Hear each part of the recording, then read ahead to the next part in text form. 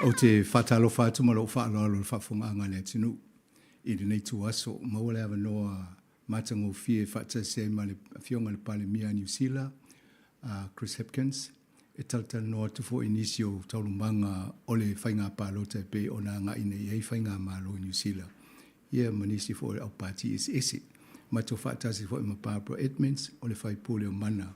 Ia i le nei tu aso, ro e fo i manisi o lato ofisa o tatu whaatasi. Talofa and warm greetings to you, Honourable Prime Minister. Talofa, it's great to be here.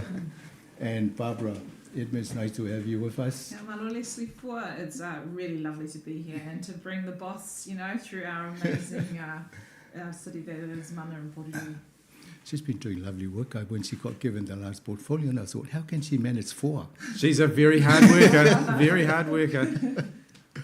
Chris, obviously you've been very busy. Thank you for making time to come and spend some time with us, Sāmoa Capital Radio. Now you've seen where we are. First Pacific radio station that was set up in this country in 1992. Mm-hmm. We've done 30 years of broadcasting to the community in the Samoan language. So we've had some help over the years from different governments. And this year, with Barbara being the MP for this area, we've been very privileged to have her a bit of time to come and spend with us every now and again and talk about policies and that. And it's good to have you here with us this afternoon.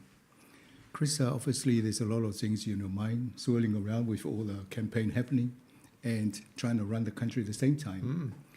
Perhaps for the purpose of the interview this morning, if we could look at some of the things that you think that are actually the 5 top things that actually help, the Labour looking after our community as well as the Pacific community.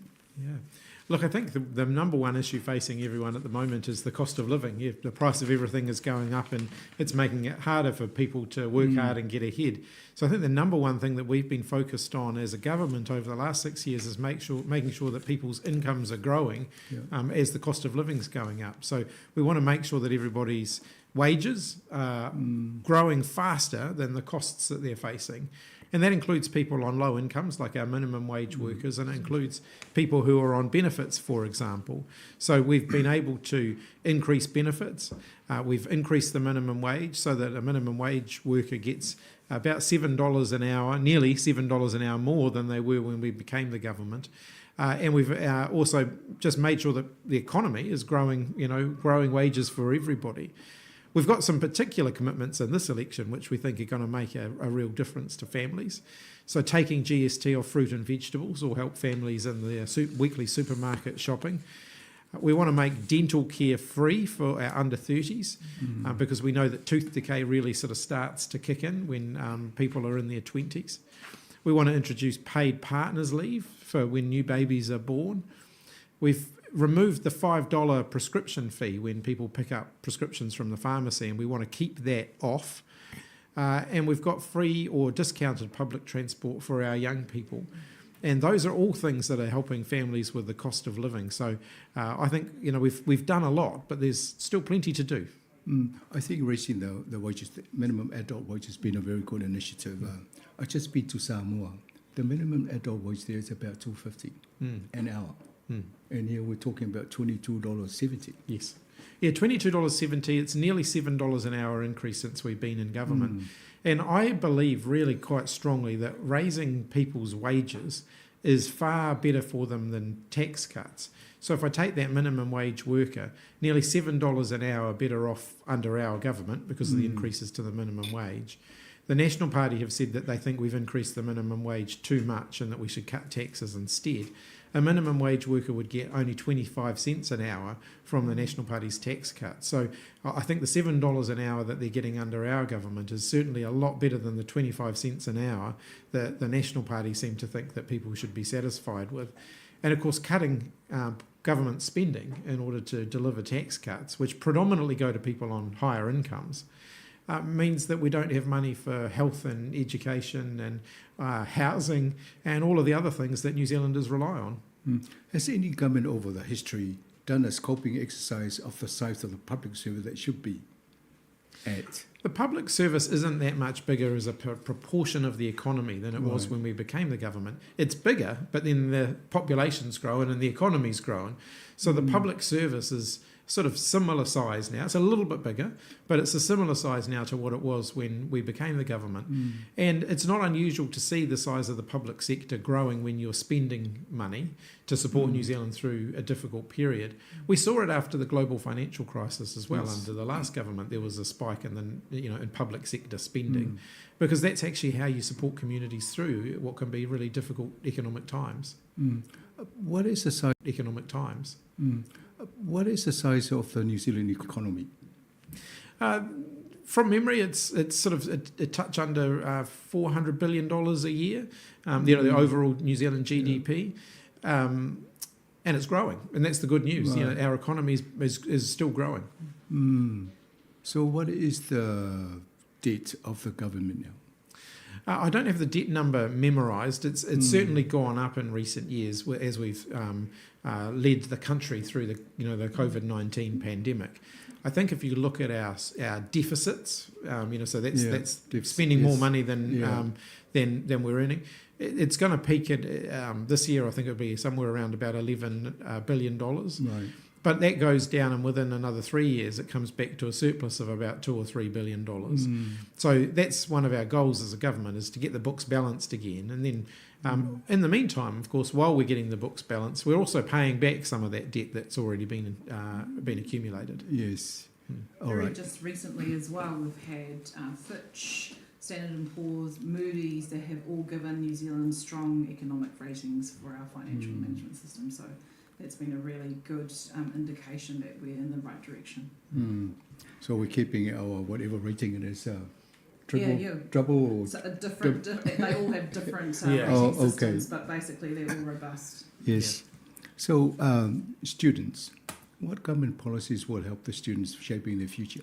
One of the main things that I think is new in this election is the free dental care for under 30s, Right. because we know for our students, particularly those in their 20s, that's when they start to see signs of tooth decay, and that can be expensive for them. So free dental care will make a big difference for them.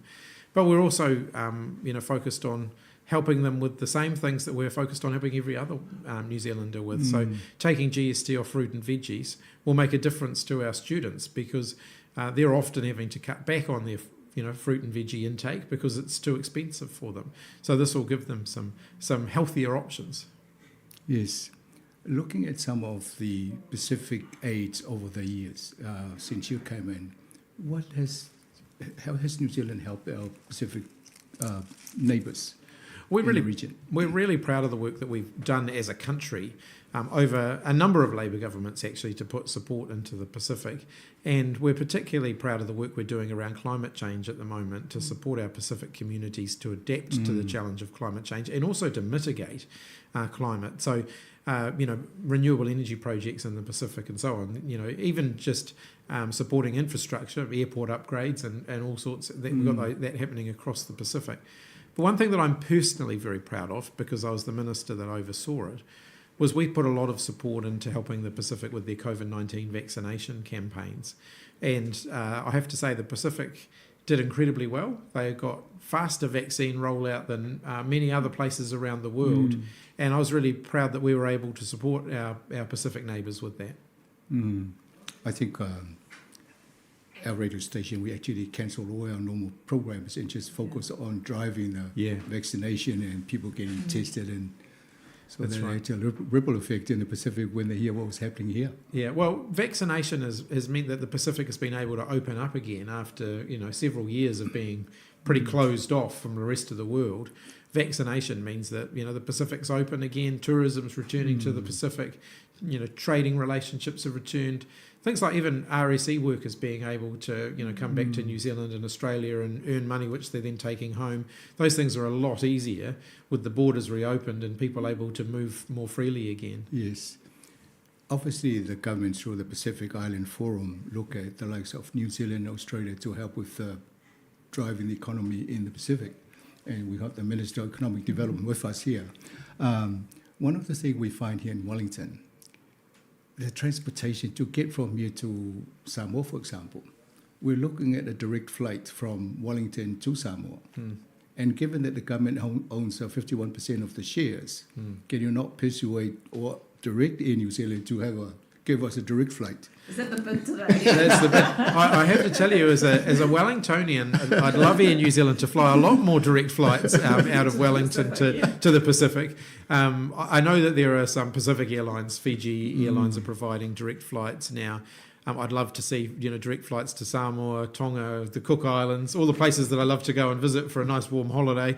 But unfortunately, we can't tell Air New Zealand what routes to fly. But I would certainly love to see more Pacific flights out of Wellington. I think there's a real opportunity there as well. Well, it certainly help with the economy of the Pacific. Yeah. If we can enable that and make it easy and it actually help the people in Wellington pay less rather than go and staying overnight in Auckland or on the way back. Yeah, that's right. Yeah.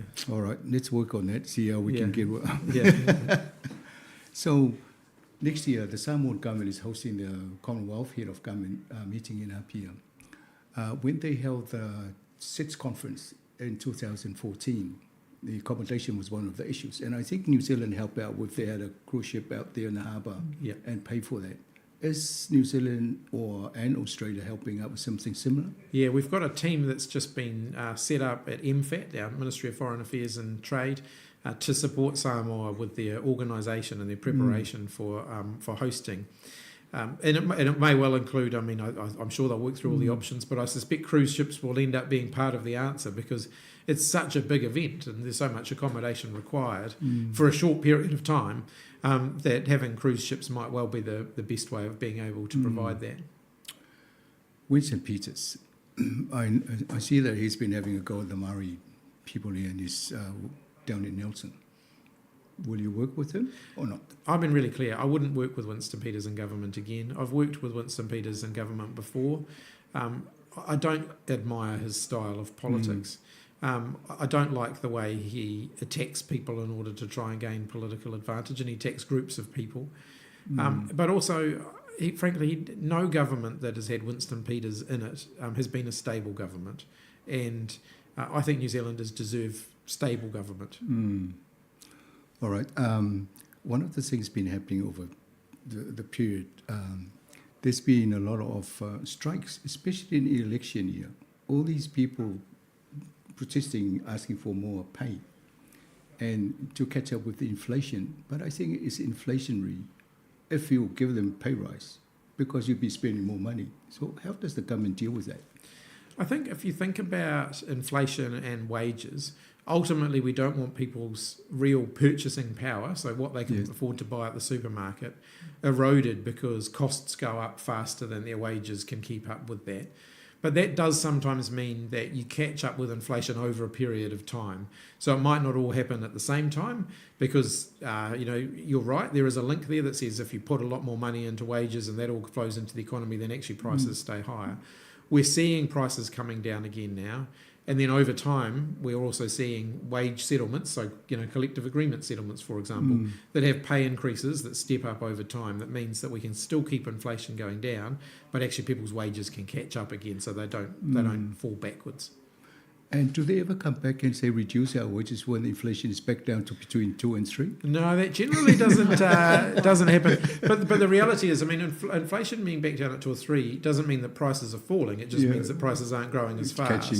So we still have to make sure that people's salary and wages are keeping up with their rising costs. Right.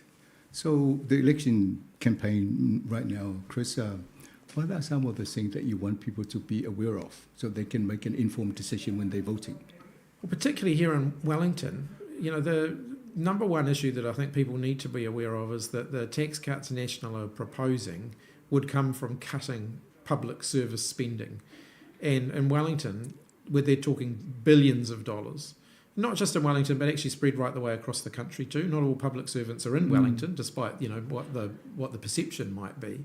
Actually, public servants are spread all over New Zealand, and the National Party are effectively promising to make thousands of public servants redundant right before Christmas, and the economic implications of that for a region like Wellington would be significant.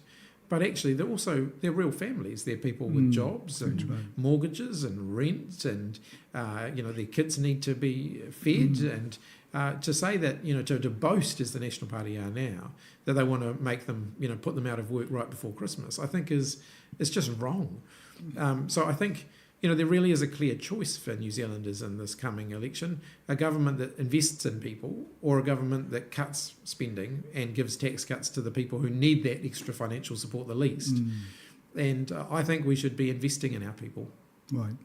One of the things that's coming up is this misinformation and disinformation on social media. What is the government doing to try and stymie that type of... The best thing that we can do is to continue to have good, open, honest conversations with people about facts. Yeah. There's always been misinformation. The challenge now is it's just that much easier to spread through social media. There have always been people who have had conspiracy theories and so on. But unfortunately now in the world of social media and Facebook and Twitter, it's easier for them to spread their misinformation and their conspiracy theories to a much bigger number of people much faster. So I think the best thing that everybody can do to combat that is to make sure they stay informed themselves, and they make sure that they're making informed choices, particularly when it comes to things like voting. The polls, these polls, sometimes they go up, sometimes they fluctuate. How are you seeing things from your point of view? We're getting a really positive, mood on the ground. So we've got a lot of door knocking and a lot of phoning and a lot of meetings happening up and down the country. And the Labour candidates all are reporting a really positive mood towards Labour and towards our government. So the polls at the moment, I think, reflect that, yes, there are families that are feeling the cost of living pressure. But we know that when they hear about what we're offering and how we're proposing to support them through that, with GST off fruit and vegetables, with free dental care for the under 30s, with paid partners leave, cheaper early childhood education, discounted public transport, things that will make a difference, versus the national, potential National Act government that just wants to cut public spending and give a lot of money to the wealthiest New Zealanders in tax cuts. I think when people hear that choice, I think we're going to do a lot better and at the ballot box than what the current polls are suggesting. So when will GST come in if you were to succeed and become the government again? We've said from the 1st of April next year we'll be taking GST off fruit and veg. So everybody will be looking forward to some cut in the cost of their groceries. I think so. Last question. Yeah. Why would the Pacific community look at Chris and the government and say, let's vote for them? Over the last 6 years, we have done a lot of things. Here in the Porirua community where we're at today, we're turning around the housing shortage. We're building new houses. We've put money into health and education. We've got record numbers of people in work. And we know that that's the best route out of poverty, is to make sure that people actually get a job and can earn a good income. Now's not the time to turn around and go back to the policies that created all of the problems that we've got in the first place. We want to keep going forward. The country's got such a positive future to look forward to. There are so many opportunities here in New Zealand. I think our kids deserve us as a country to keep focusing on the things that are going to take the country forward, not going back to the things that might give us a short-term kind of sugar hit, but actually leave us long-term worse off as a country. I'll give you an opportunity to appeal directly to our listeners. A final message from you, Prime Minister. There is an awful lot at stake at this election, and decisions in an election get made by the people who show up and vote at the ballot box. And we know that our Pacific communities don't vote in as great a number as other parts of the New Zealand community. I think if our Pacific community shows up at the ballot box in great numbers, votes for Labour and sends a clear message that you actually want a government that cares about people, that you want a government that's investing in the future, that's going to send a bit of a shockwave through the political establishment, and I think that'll be a very, very good thing. Good sell. Well done. Thank you. All the best for the campaign, and then hopefully that you will succeed and continue the dream. Thank you. And the same with you, Honourable Minister. Well done. Thank you. Thank you. Yeah, o tato por kalame na mo fafonga le tunu.